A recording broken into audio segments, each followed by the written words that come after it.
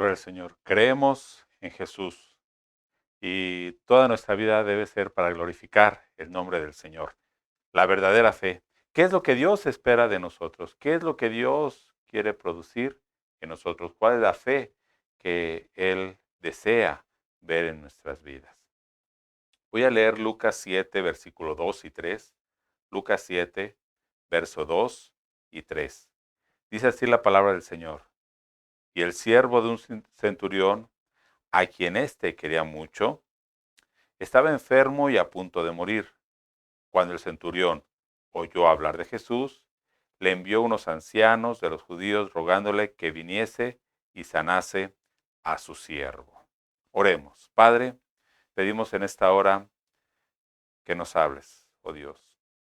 Tú conoces nuestro corazón, conoces nuestro deseo, conoces todo aquello que hay en nosotros. Tú nos conoces más que nosotros mismos. Pedimos, oh Dios, de que nos hables conforme a estas necesidades profundas que hay en nuestro corazón y conforme a tu propósito. Tú que escudriñas la mente y el corazón, pedimos que nos hables, oh Dios, en esta noche y que esta palabra sea una palabra de edificación, sea una palabra que penetre y que se haga uno con nosotros, que podamos vivir en esta palabra, que podamos, oh Dios, caminar en esta palabra tuya. Padre, háblanos y produce en nosotros esa fe verdadera que tú deseas. En el nombre de Jesús. Amén. Gloria al Señor. Capítulo 7 de Lucas. Vamos a estar meditando en este pasaje. Es un pasaje muy conocido.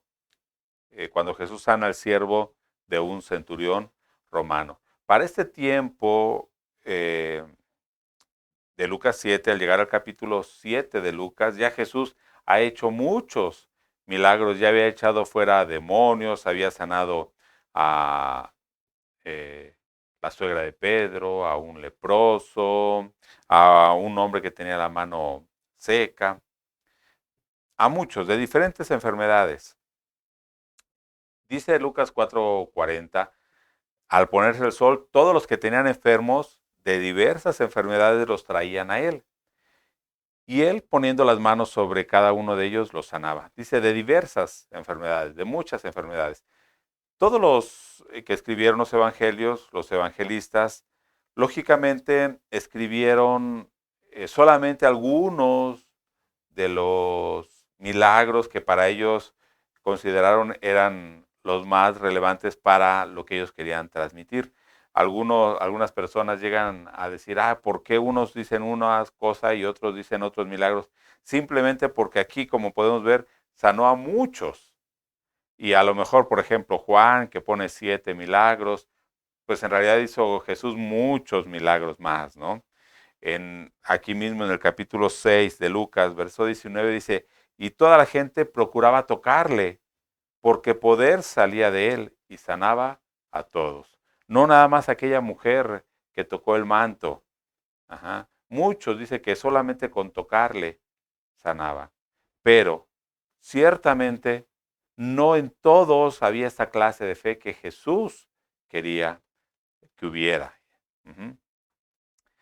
Entonces, ¿qué producía esto en las personas que veían los milagros o aún en aquellas personas que recibían el milagro? ¿Qué producía estos milagros, estas señales, estas maravillas que Jesús hacía? Dice el capítulo 4, verso 36, 4:36, dice, y estaban todos maravillados. O sea, en algunos producía este asombro y hablaban unos a otros diciendo, ¿qué palabra es esta que con autoridad y poder manda a los espíritus inmundos y salen? En el 5:26 dice, y todos, sobrecogidos de asombro, glorificaban a Dios. Y llenos de temor, decían, hoy hemos visto maravillas. En el 7:16 dice, y todos tuvieron miedo y glorificaban a Dios, diciendo, un gran profeta se ha levantado entre nosotros y y Dios ha visitado a su pueblo. Entonces podemos ver que en unas personas producía admiración, asombro, incluso temor, y se maravillaban. Algunos glorificaban a Dios y podríamos decir, qué bueno era esto, porque se maravillaban y decían, oh, Dios nos ha visitado, ha levantado un gran profeta. Ujú. Sin embargo, también había otro grupo de personas, por ejemplo, los fariseos, los líderes religiosos, los sacerdotes, los escribas, los ricos, ujú, que en ellos producía enojo, incluso rechazo. Recordemos a los de Nazaret, que lo querían matar. Producía murmuración, crítica, cuando Jesús comía con lo que ellos decían hombres pecadores. Ujú. Producía crítica, murmuración. Cuando Jesús perdonaba los pecados, producía esas cosas en esos líderes. Pero ok, vamos a pensar un poquito en el otro grupo de personas que se admiraban, que se asombraban, que tenían temor, incluso que glorificaban a Dios. Ajá. Debemos preguntarnos qué es lo que ellos creían acerca de Jesús, qué concepto tenían de Jesús. Y podemos ver que decía ahí en el 7:16, a hoy Dios ha visitado a su pueblo, ha levantado un gran profeta, como esos profetas del Antiguo Testamento, como ese Moisés que podía hacer milagros. Pero todo lo que Jesús venía a hacer, todas las palabras de Jesús, las enseñanzas, los sermones, los discursos, los milagros que Jesús hizo, recordemos que lo que él quería era producir fe, producir fe. Ujú. Otra cosa que debemos recordar en Lucas y que lo hemos venido diciendo desde el principio, es que Lucas quería enfatizar su evangelio de la salvación a aquellas personas que eran menospreciadas y excluidas de la sociedad, o de la salvación, como los gentiles. Para los judíos, los gentiles no tenían parte en esa salvación, pero Lucas pone atención en los gentiles, en los niños, en las mujeres, en los pecadores, en los publicanos, en los leprosos, personas que estaban excluidas de la sociedad, de la comunión con Dios. No, incluso esas personas no podían entrar al templo. Y Lucas pone énfasis en este grupo de personas. Ujú. Y en ocasiones va haciendo este contraste, Lucas, entre la fe de este grupo de personas, ajá, de unos cuantos, a la fe de las multitudes. Esas multitudes que la mayor parte eran judíos, pero también incluso iban ahí fariseos, escribas, incluso iban líderes religiosos. Y Lucas hace ese contraste entre estas personas que habían sido excluidas. Por ejemplo, hoy vamos a estar meditando el capítulo 7 de este centurión. Era un gentil. Él no tenía parte en esta salvación de los judíos. Bueno, según ellos. Entonces, todo lo que Jesús va a hacer, todas las obras, todas las enseñanzas, todas sus palabras, es para producir en nosotros fe. Pero ¿qué clase de fe, hermano? Es lo que vamos a ver el día de hoy. En el capítulo 7, versículo 1, perdón, versículo 2. Ajá. Lucas nos presenta la situación, es el pasaje que leí al principio. El verso 2 dice, y el siervo de un centurión a quien éste quería mucho estaba enfermo y a punto de morir. Cuando el centurión oyó hablar de Jesús, le envió unos ancianos de los judíos rogándole que viniese a sanar a su siervo. ¿Sí? Nos presenta cuál es la situación de este centurión, que era un centurión, un oficial romano, o sea, un capitán del ejército. Estaba a cargo, no sé, alrededor de 100 personas, de 100 soldados. Él era un capitán y tenía un siervo que era muy apreciado por él. Dice aquí que lo quería mucho a este siervo. Pero en realidad este siervo no es únicamente un sirviente, un trabajador de él, sino en realidad era un esclavo. La palabra que usa ahí es doulos, que quiere decir esclavo, ¿sí? Pero póngase a pensar, ¿cuál era la relación? Aquí podemos ver una enseñanza importante acerca de este centurión. ¿Cuál era la relación que él tenía con su esclavo? Él quería mucho a este esclavo y se preocupaba mucho por su salud. Ajá. Podemos ver entonces esta actitud muy humana, podríamos decirla, que no era común en los soldados romanos, menos en ese nivel. Ellos despreciaban a la gente pobre, ellos iban y conquistaban y tomaban las cosas por la fuerza, porque ellos eran soldados del imperio. Ujú. Pero entonces, dice el verso 3, cuando el centurión oyó hablar de Jesús, le envió unos ancianos de los judíos. Vamos a detenernos ahí. Esto me llamó la atención cuando el centurión oyó de Jesús. Y quiero ir relacionando un poco este pasaje con el capítulo 6, el capítulo anterior, en el sermón que Jesús da. Aquí en Lucas es en una parte llana, en Mateo lo menciona como en un monte, uh-huh.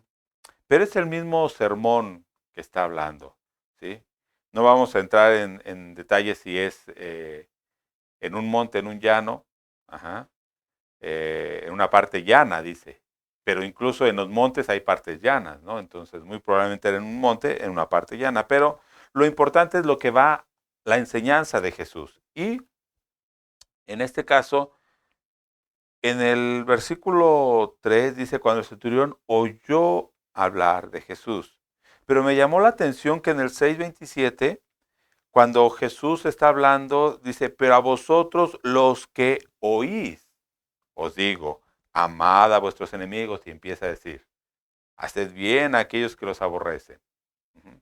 Y en el 7:1, unos versos atrás del que leímos del centurión, en el verso 1, después que hubo terminado todas sus palabras al pueblo, que le oía. Ujú. Ponga atención, dice que Jesús, ustedes que oyen, y dice, después de terminar de hablar estas palabras a los que oían, dice, bajaron y fueron a Capernaum. Pero entonces, en esa ciudad de Capernaum había un centurión que dice, él escuchó hablar de Jesús. Ujú. Había una multitud escuchando las palabras de Jesús, pero no oían sus palabras. Ujú. Va a decir, ¿cómo? Escuchaban, pero no oían. Exactamente. Recordemos que para los judíos el oír implicaba la obediencia. En el Antiguo Testamento usaba la palabra Shema. Ujú. Oye, Israel. ¿Y qué quiere decir esta palabra? Oye, es escuchar, oír atentamente.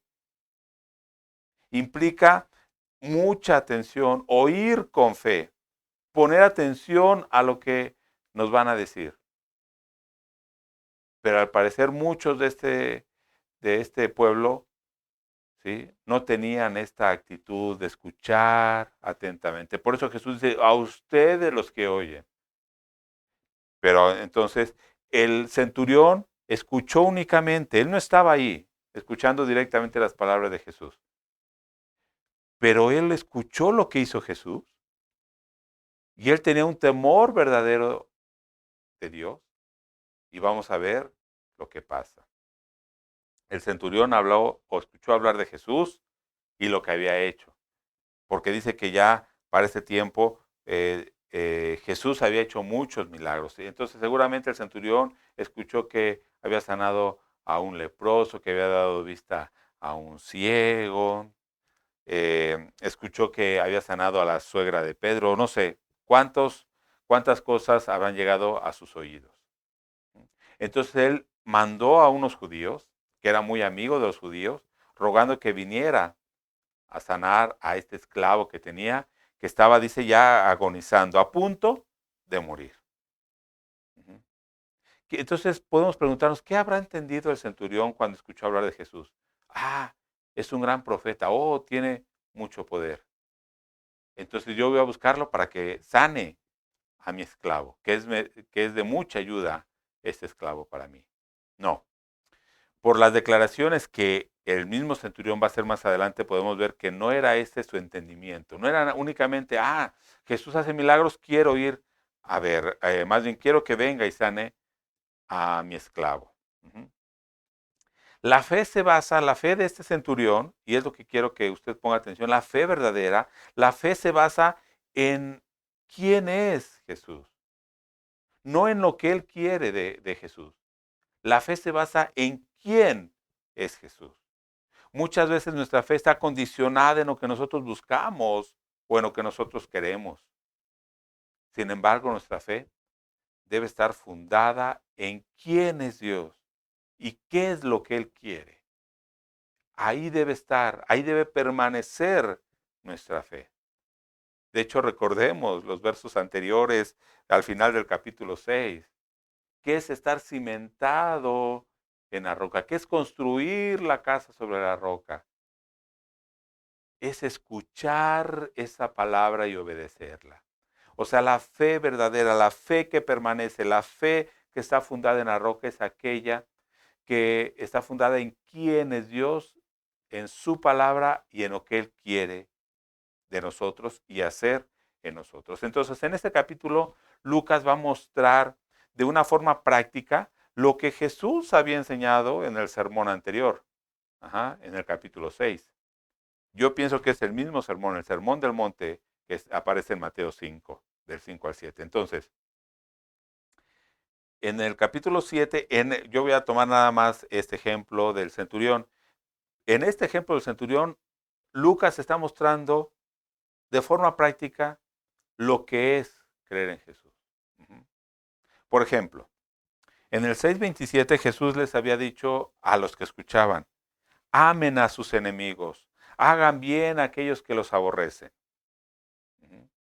Ahora, en el capítulo 7, verso 5, cuando van los judíos delante de Jesús, que había mandado el centurión, dice, desde el 4, y ellos vinieron a Jesús y le rogaron con solicitud diciendo, es digno que le concedas esto, o sea, de que vayas y sanes a su siervo. Dice el 5, porque ama a nuestra nación y nos edificó una sinagoga. ¿Qué es lo que dice el verso 5? Ama a nuestra nación. Pero recordemos quiénes eran los romanos y quiénes eran los judíos. Los judíos, ¿cómo veían a los romanos? ¿No los veían como sus enemigos? ¿No lo que querían era liberarse de esa opresión del imperio romano? Sin embargo, este soldado gentil amaba a los judíos e incluso les construyó una sinagoga. Los romanos y judíos, podemos decir, eran enemigos y los judíos odiaban a los romanos. Pero aquí vemos en el centurión, él amaba a esos judíos. A pesar de que era gentil, a pesar de que no estaba allá en el monte escuchando las enseñanzas de Jesús, él tenía un amor hacia esos judíos. No sabemos qué tanto habrá escuchado de Jesús y únicamente los milagros, o en realidad él ya conocía. Pero vamos a ver más adelante. Jesús había dicho en el 6:45, el hombre bueno, del buen tesoro de su corazón saca lo bueno y el hombre malo del mal tesoro de su corazón saca lo malo, porque de la abundancia del corazón habla la boca. Ujú. Los judíos. Los judíos se dejaban llevar por las apariencias, por las cosas externas. Para ellos, el hacer obras delante de Dios era bueno, era algo que a ellos los hacía dignos delante de Dios. Recordemos esta parábola de Jesús cuando dice, vino un publicano, que para ellos un publicano era un pecador, una persona despreciable para los judíos, y vino un fariseo, que era de las personas religiosas, más religiosas. Y el publicano, hincado, agachado, no quería ni levantar la vista al cielo y pedía perdón. Dice, perdóname, yo soy un pecador, Dios. Pero, sin embargo, el fariseo, puesto en pie, levantando las manos al cielo y sus ojos, decía, gracias, Dios, porque no soy como este, que es pecador. Yo sí ofrendo, yo sí diezmo, yo voy a la iglesia, yo hago buenas obras. Los judíos se dejaban llevar mucho por las apariencias y pensaban que esto los hacía aceptos delante de Dios. Por eso cuando vienen con Jesús, ¿qué le dicen? Oye Jesús, nos mandó este centurión y es digno que le concedas esto. ¿Por qué? Porque nos ama. Es más, ve que nos construyó una sinagoga. Una sinagoga era el lugar donde ellos se reunían a leer la palabra y a enseñar la palabra, a explicar la palabra. Este centurión entonces les construyó ese lugar para que ellos estudiaran la palabra de Dios. Pero ellos dijeron, mira, hizo esto, entonces es digno que tú le puedas hacer. Ellos consideraban esto dignos delante de los hombres y digno delante de Dios, para hacerle un favor. Sin embargo, hay algo que se contrapone, hay algo que es contrario a esto, el pensamiento del centurión. Ujú. Este hombre había hecho cosas buenas, sí. Había construido una sinagoga, amaba al pueblo judío, pero esto no lo hacía digno delante de Dios. En el verso 6 dice Jesús, entonces Jesús dijo, ok, voy con ustedes. No lo dijo con estas palabras, ¿verdad? No creo que haya dicho ok. Ajá. Pero dijo, Jesús, voy con ustedes. Voy a sanar al siervo de ese centurión. Entonces van en camino y ya me imagino al centurión diciendo, Jesús viene a mi casa. ¿Cómo va a venir a mi casa? ¿Cómo va a venir? ¿Cómo voy a estar yo delante de él? Ajá. Fíjese el verso 6. Y Jesús fue con ellos. Pero cuando ya no estaba lejos de la casa, o sea, ya venían cerca, seguramente el centurión nos vio y reaccionó y dijo, no. Fíjese lo que dijo. El centurión envió a él unos amigos diciéndole, Señor, no te molestes, pues no soy digno de que entres bajo mi techo, por lo que ni aún me tuve por digno de venir a ti, pero di la palabra y mi siervo será sano. Cuando reaccionó dijo, no, no soy digno de que tú vengas a mí. Aquí vemos que él había escuchado de Jesús y la fe que había producido en él no era únicamente para decir, él puede sanar a mi siervo, no. ¿Cómo comienza a decir ese centurión? Señor, Señor. Esto es algo bien importante, porque él estaba reconociendo a Jesús, estaba reconociendo quién era Jesús. Y usted va a decir, pues sí, Señor, pero quiero que ponga atención aquí.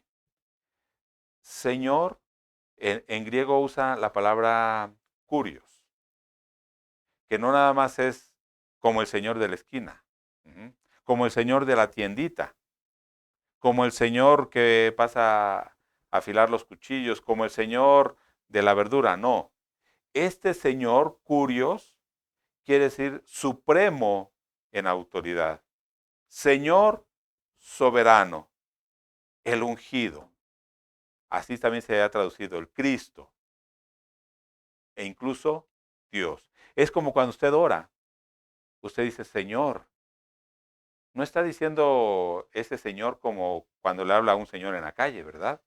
Entonces, la expresión que usa este centurión es esta. Señor, Dios, Cristo, soberano. No soy digno, no te molestes, pues no soy digno. Es más, no me consideré digno ni siquiera de ir a verte, por eso mando a estos mensajeros a que te hablen. ¿Cuál es nuestra actitud al acercarnos a Dios? Ujú. Y sigue diciendo, porque también yo soy hombre bajo autoridad y tengo soldados bajo mis órdenes. Y digo a este, ve y va. Y al otro, ven y viene. Y a mi siervo hace esto y lo hace. Por eso tú, con que digas la palabra, mi siervo será sano. Yo sé que tú eres el Señor, que tú eres el supremo en autoridad. El centurión se vio a sí mismo, vio a Jesús ¿Y qué dijo? No, no soy digno de que Él venga a mi casa. No soy digno de estar en su presencia. Él es el Curios, el Señor, el Supremo en autoridad. Entonces, el centurión cuando escuchó lo que Jesús hacía, ¿qué produjo en él? ¿Cómo veía a Jesús? Como el Señor, como el que tiene toda la autoridad. Tanto que dijo, yo sé que con que tú digas la palabra, mi siervo será sano, porque tú eres el Dios soberano. Aquí podemos recordar lo que Jesús había dicho en el verso 46 del capítulo 6. ¿Por qué me llamas Señor, Señor, y no hacen lo que les digo? Este centurión le estaba diciendo Señor, pero con entendimiento. Muchos de la multitud decían Señor, Señor, pero Jesús le dice, ¿por qué me dicen Señor? Y hacen lo que ustedes quieren y siguen viviendo como ustedes quieren. De hecho, en el verso 9 dice, al oír esto, Jesús se maravilló de él. ¿De qué se maravilló? ¿De qué? De algo, dice ahí mismo.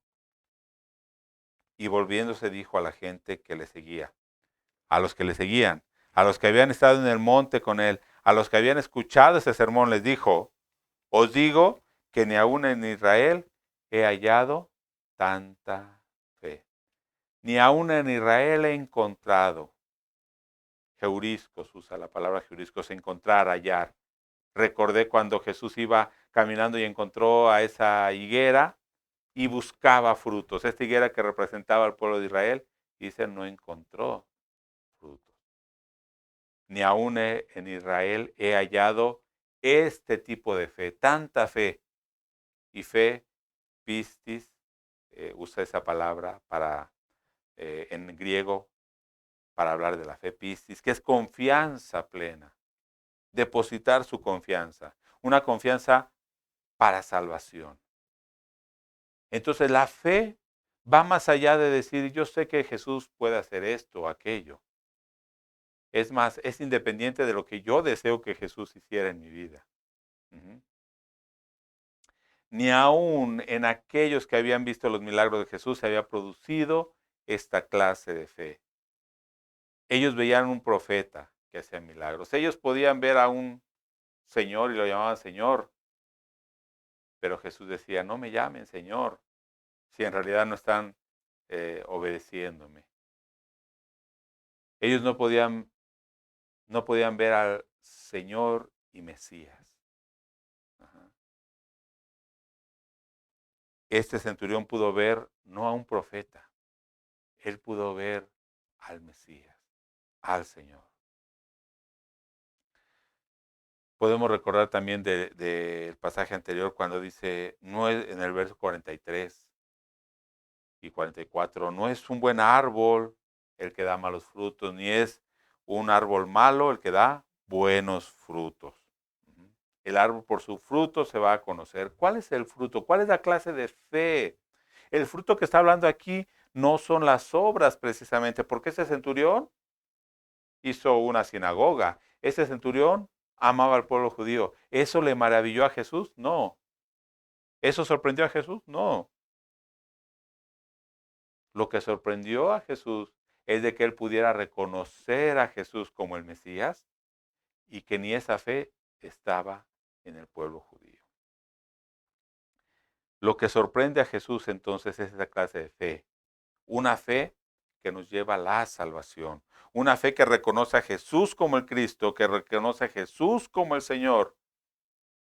Pero si reconoce a Jesús como el Señor, debe vivir como Jesús enseñó. Como Jesús enseñó. Entonces, la verdadera fe es aquella que se apropia de las promesas de Dios. Sí, se apropia de esas promesas de Dios. Cree en Jesús y le cree a Jesús. Pero ¿qué es creer? No en un sentido subjetivo, o sea, desde mi propio entendimiento. Yo creo en Dios, todo mundo cree en Dios, todo mundo cree en Jesús. Sino que creer es oír las palabras de Jesús.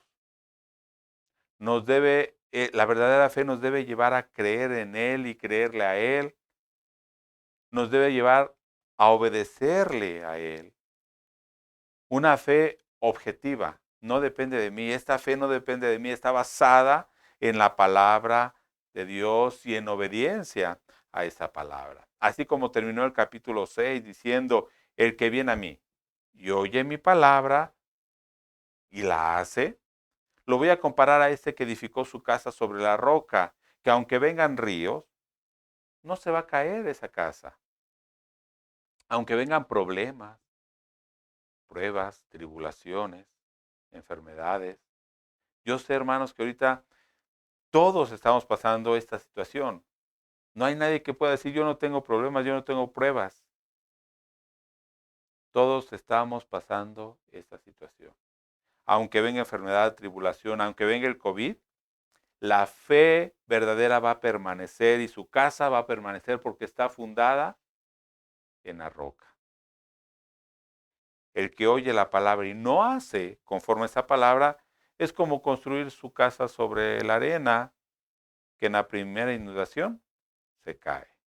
Vemos a la multitud de judíos, todos los que se maravillaban, los que habían escuchado las palabras de Jesús, los que habían visto sus milagros, las enseñanzas de Jesús, las habían escuchado, pero hacían conforme a su propia voluntad, no conforme a esa palabra, que más al rato van a estar diciendo, maten a Jesús, crucifíquenle. ¿Y qué pasó? Esa casa, esa fe, no permaneció. Pero entonces la fe verdadera no nada más es apropiarse de esa palabra de Dios, sino ¿qué hizo el centurión? Reconoció su condición delante de Dios. Una verdadera fe reconoce su condición delante de Dios. ¿Podemos reconocer nuestra condición, hermanos? Yo sé que Dios nos puede sanar, pero podemos decir como el centurión, no soy digno de que vengas a mi casa. No soy digno de estar en tu presencia. En realidad, no soy digno de recibir nada, alguna cosa de ti. Es más, no soy digno de exigirte cualquier cosa. Aquí me viene a la mente también lo que dijo el leproso, Señor, si quieres, puedes limpiarme. O Pedro, cuando hizo Jesús el milagro de la pesca milagrosa y cuando Pedro entendió quién estaba ahí, quién era Jesús, dijo, apártate de mí, porque soy hombre pecador. Esta es la verdadera fe que Dios quiere producir en nosotros. Esa fe que no exige a Dios nada, sino que reconoce, reconoce quién es, quién soy yo delante de ese Dios, delante de ese Dios supremo. Y dice, no soy digno. Tú eres el que tienes toda la autoridad. Con solo que digas la palabra. ¿Qué palabra? No sé. Pero el mismo soldado dijo, yo tengo autoridad y si yo le digo a él, ve, va. ¿Podríamos decirle a Dios así? Señor, tú tienes la autoridad, di la palabra y será hecho. Si tú me dices, haz esto, yo lo haré. Si tú me dices, no lo hagas, no lo haré. Si tú dices, Señor, si tú dices, hijo, sé sano, seré sano. Dios quiere limpiarnos, pero no únicamente nuestro cuerpo físico, nuestra mente, nuestro corazón, nuestra alma. Una verdadera fe es esta que nos lleva a la salvación. Vamos a orar. Padre, en esta hora pedimos que tú obres, oh Dios, en nosotros, que produzcas en nosotros ese tipo de fe, una fe basada en tu palabra, pero una fe viva, una fe activa, una fe que demuestre esa regeneración en nosotros. No una fe que espera únicamente recibir cosas, no, una fe que reconoce que somos indignos de recibir cualquier cosa. Pero tú en tu gracia nos has dado tu salvación. Nos has provisto de tantas cosas. Di la palabra y será hecho, Dios. Ponemos nuestras vidas en tus manos. Oramos en el nombre de Jesús. Amén.